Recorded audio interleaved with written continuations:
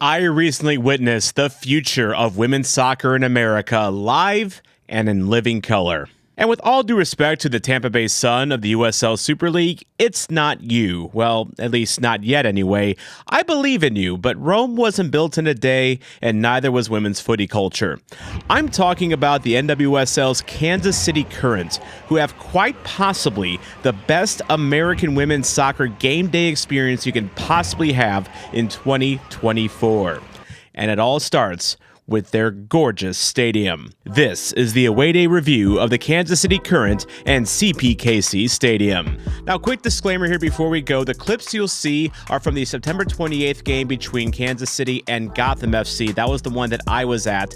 It is mid-December when this video is coming out. I do apologize for the delay. I have been a bit busy of late, but I should be back on track. And one of the reasons I should be back on track is because I've been watching the final games of my hometown club, St. Louis City SC, in 2024. I vlogged their Sporting Kansas City match on the same day as the current game. It's up in the top right corner. And before you say anything, this St. Louisan did love his time in Kansas City and at the current game.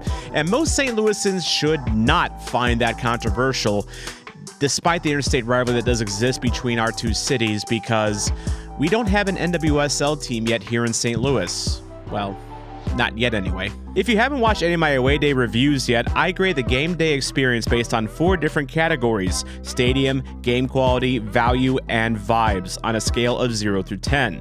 I'll explain each category as I get to each one, or you can see an Away Day review in action. I have a convenient playlist of all my past Away Day reviews on the top right. Here's the ones I've rated so far. All of these were done in 2024, and yes, I do think there's USL Championship and even a League One experience that is better than an MLS club's experience. Yes, that club, and no, not because I'm biased. I actually do like Children's Mercy Park a lot. It's just that, well, just watch the review in the top right corner, you'll understand. But where do the Current fit in my standings? Well, I can tell you they already fit on my wall. This is the scarf I bought at that game. Now, we first have to talk about CPKC Stadium, and this is going to be the backbone for the score the stadium is going to get. First things first, it's located right by downtown Kansas City, just off to the north. It's right off the interstate, so it's easy to access. Traffic can be a bit hectic by the stadium, but hey, that means there's fans that want to go to the game, right? Parking can be a challenge if you don't have a spot in one of the convenient lots by the stadium. I didn't drive around too much, so I didn't really see if there was any street parking anywhere nearby, but they do have shuttles from downtown KC, and they're actually going to start a streetcar by 2026. So this club is working on it, and that is a plus. But the stadium itself is immaculate. It just opened this year, and it immediately gave me Lynn Family Stadium vibes from Louisville City, which, if you noticed earlier, had the top spot in my standings. And like Louisville, the stadium is a horseshoe design that looks out upon a nice riverfront. The riverfront area could be a bit nicer with some development, but it sounds like that's already in the works, so I'm not going to knock it for that. There is a nice walking path already along the river, and it's quite a nice view with the bridge, which I understand they light up in the club's teal colors at night. Concourses were a bit on the snug side. It feels like they try to squeeze the stadium into a tighter footprint than Children's Mercy Park, though my home stadium at City Park in St. Louis also has this same problem. You could definitely still get around, though, and these games do draw well, so file this one under a good problem to have. Bathrooms were, as my counterpart Brad Whiteside stated in my game day video of this, immaculate, and there were plenty in the stadium. That's always a plus. The team store is pretty nice too, but I always wrap those up in the value portion of my reviews, so we'll get to that later. I have to try really hard to knock this stadium. The only slight knocks are it's a bit snug on the inside, and perhaps it could be a little more developed with like more amenities. There's really not a whole lot to do outside the stadium at this point, but I think the KC Current will get there. Bottom line, CPKC Stadium is a great place to watch a women's soccer game, and if more women's clubs followed in their footsteps with places like this, then I see good things ahead for the women's game in this country. You just need an attractive and convenient soccer-specific stadium nowadays to attract a fan base. I'm giving CPKC Stadium a 9.5. Much like Louisville City's Lynn Family Stadium, it's a blueprint for future clubs to follow and would be very much welcome in any lower league around the world, men or women. By the time I left CPKC Stadium, I was very surprised with the score that I decided I was going to give it. The first half was a bit slow, and it seemed like Gotham FC threw a wet blanket on the game itself, controlling possession, lowering the tempo, not allowing the Current to have much outside of a few counterattacks. If you had me score the game quality after the first half, I would have gone with a 6.5 or a 7, honestly. But the second half really opened up, with the field really tilting in the Current's favor. They kept assaulting Gotham's side of the field, desperate to find that equalizer, which came off the foot of the best North American soccer player you might not know about, Temwa Shawinga.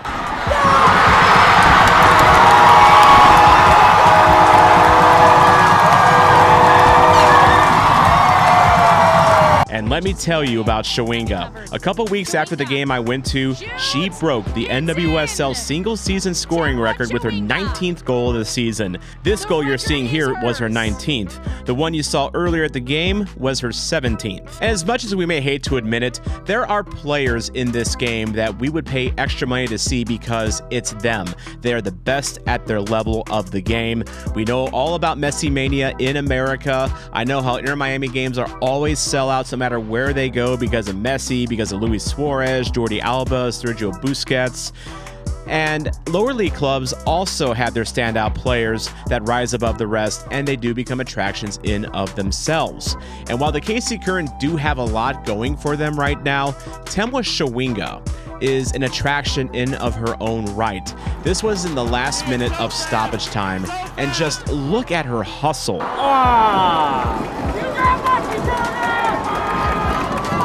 This is the 98th minute, and Shawinga still has afterburners.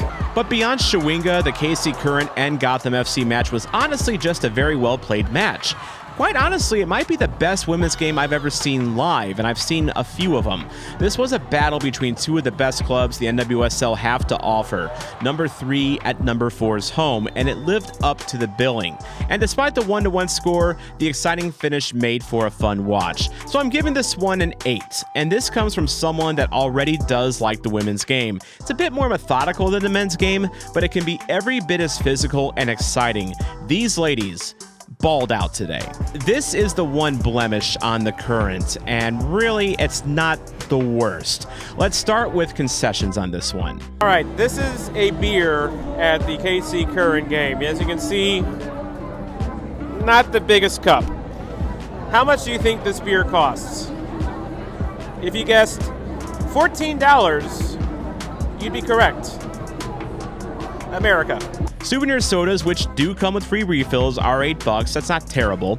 Bottled water is $5.50, which I still think is immoral to charge that much for water anywhere. It's literally the stuff of life. And anything with alcohol in it is going to run you $10 or more after tax, including that beer cup that I showed earlier, which ran about $14 after tax.